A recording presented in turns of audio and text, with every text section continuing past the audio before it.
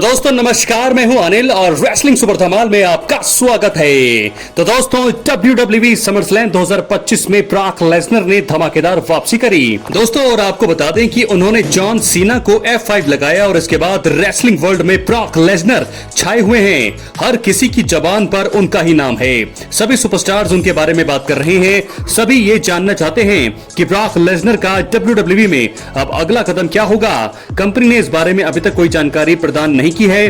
हालांकि triple H ने इस बारे में दोस्तों बहुत ही बड़ा बयान दिया है, इसलिए वीडियो के अंत तक बने रहें। और अगर आप चैनल पर नए हैं, सब्सक्राइब करने के बाद ऑल पर क्लिक करें, क्योंकि ये फ्री है और यहाँ आपको हर प्रकार की रेसलिंग जगत से जुड़ी हुई तमाम जानकारी मिलती है और मिलती रहेंगी। इसलिए वीडियो को लाइक करें, शेयर करें, सब्सक्राइब करने के बाद ऑल पर क्लिक जरूर करें। तो चलिए दोस्तों वीडियो को आगे बढ़ाते हैं। आपको बता दें कि ट्रिपल एच ने क्या कहा।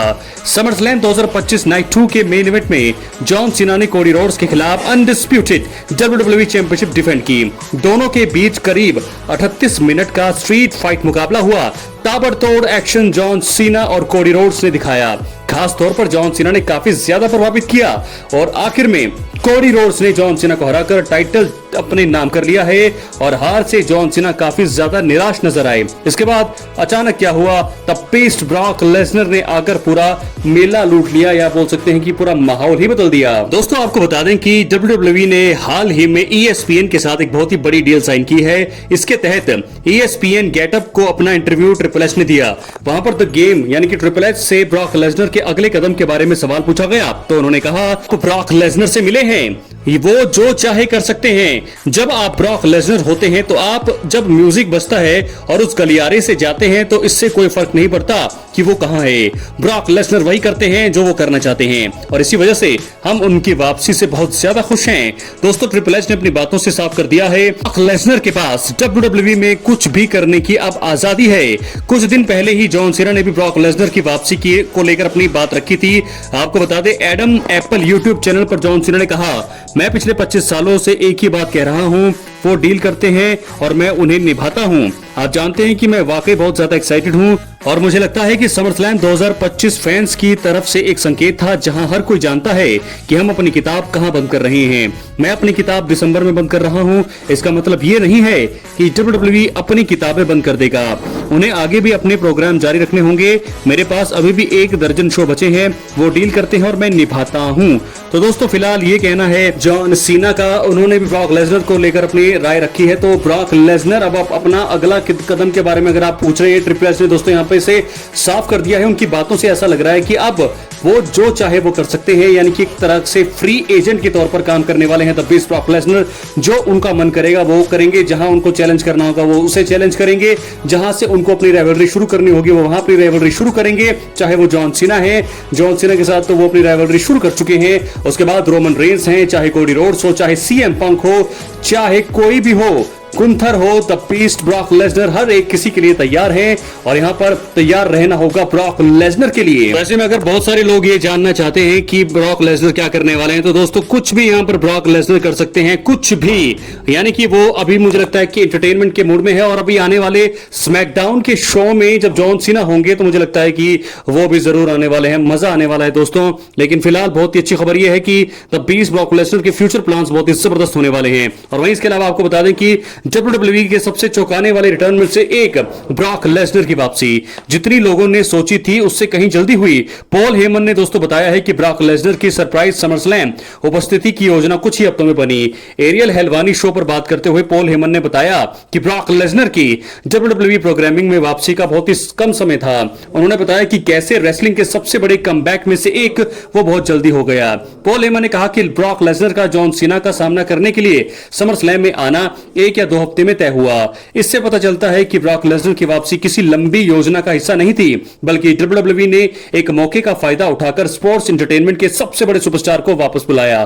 पॉल हेमन ने बताया कि वे इस वापसी में तब शामिल हुए जब शुरुआती योजना बन चुकी थी।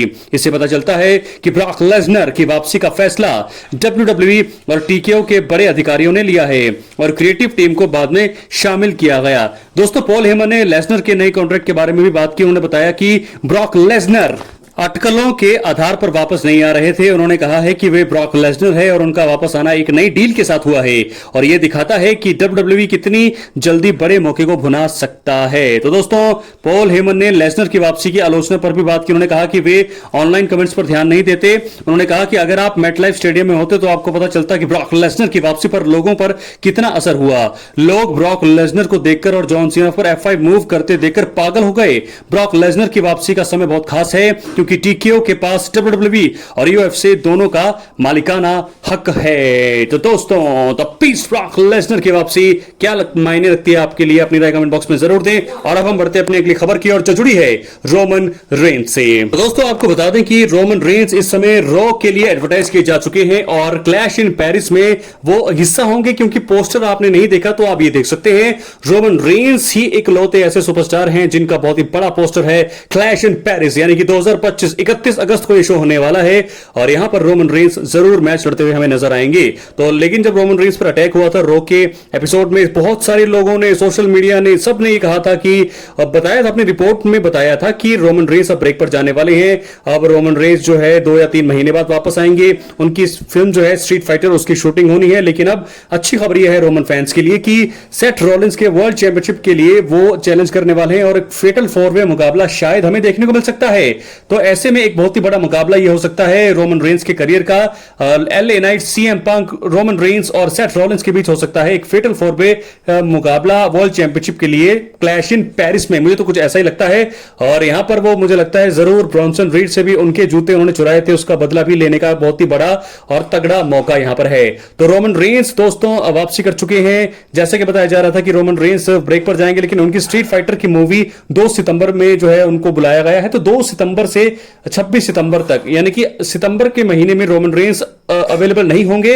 इसलिए 31 अगस्त का जो शो है क्लैश इन पेरिस, वहां पर रोमन रेंज का जलवा हम सबको देखने को मिलेगा। तो दोस्तों, ऐसे में क्या होने वाला है ये तो फिलहाल हमें वक्त बताएगा, लेकिन Roman Reigns clash in Paris में आने वाले हैं और बहुत बड़ा पोस्टर उनका लगा है। लेकिन क्या वो चैंपियन बनने वाले हैं? वर्ल्ड चैंपियनशिप क्या ये होने वाला है? क्योंकि सेथ रॉलिंस अभी अभी वर्ल्ड चैंपियन बने हैं। सेथ रॉलिंस ने कैश इन किया था CM पंक पर समर स्लैम के नाइट 1 में, उसके बाद वो चैंपियन बने। लेकिन रोमन रेंज एक बार मुझे लगता है कि एक अच्छा मैच देने के लिए आ गए हैं, दोबारा से वापसी करेंगे। हमें लगा कि 3-4 सुनामी खाने के बाद वो ब्रेक पर गए हैं, लेकिन ऐसा नहीं है।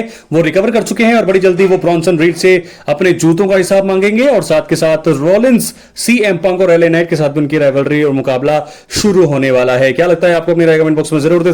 दोस्तों, रोमन रेंज का प्लान तो फिलहाल यही है। जॉन सीना, ब्रॉक लेसनर के बारे में मैं बात कर चुका हूं। पॉल हेमन ने क्या कहा ब्रॉक लेसनर के रिटर्न के बारे में, यह भी मैंने आपको बता दिया। और ट्रिपल एच ने क्या कहा ब्रॉक लेसनर के फ्यूचर प्लान के बारे में, यह भी मैंने आपको बता दिया है।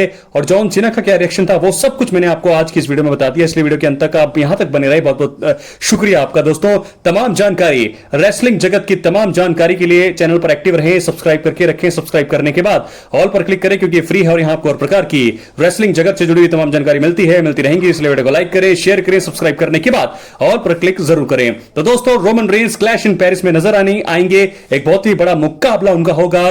साथ के साथ ब्रॉक लेसनर आने वाले हैं स्मैकडाउन में, जहां जॉन सीना भी आएंगे। तो यहां पर भी बवाल होना पूरी तरह से तय है। लेकिन Roman Reigns versus Seth Rollins अगर होता तो बहुत ही मजा आता दोस्तों। फेटल 4-वे भी हो सकता है, लेकिन मुझे लगता है कि रोमन वर्सेस रॉलिंस ये मुकाबला भी क्लैश इन पेरिस में हम देख सकते हैं। तो आप कौन से मैच को देखना चाहेंगे, रोमन वर्सेस सेथ रॉलिंस या फेटल 4-वे मुकाबला? अपनी राय कमेंट बॉक्स में जरूर दें। चैनल पर नए सब्सक्राइब करें। बहुत बहुत धन्यवाद।